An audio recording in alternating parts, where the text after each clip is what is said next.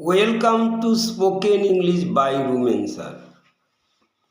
আমি WH question শেখাচ্ছি।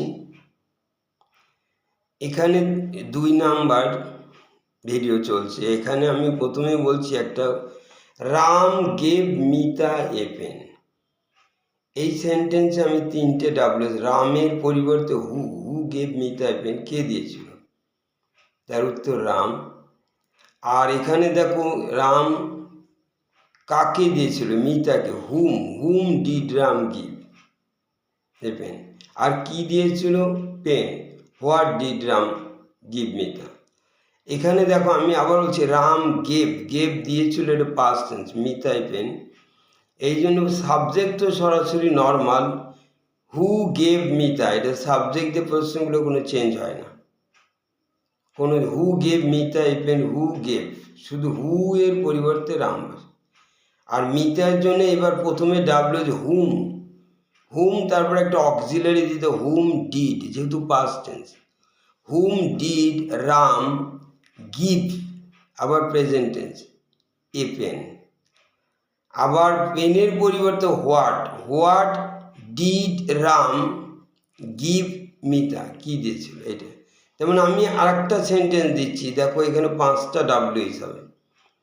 Ram ate rice quickly at the party last night. এখানে রামের পরিবর্তে হু বসবে, রাইসের পরিবর্তে হোয়াট বসবে, কুইকলির পরিবর্তে হাউ, অ্যাট দি পার্টি তার জন্য হোয়ার, আর লাস্ট নাইট হচ্ছে হোয়েন। এবার আমি সেন্টেন্স বানাচ্ছি। তাহলে who ate rice at the party last night, who, তখন উত্তর হবে রাম। এটা নর্মাল, সাবজেক্টের পরিবর্তে নয়।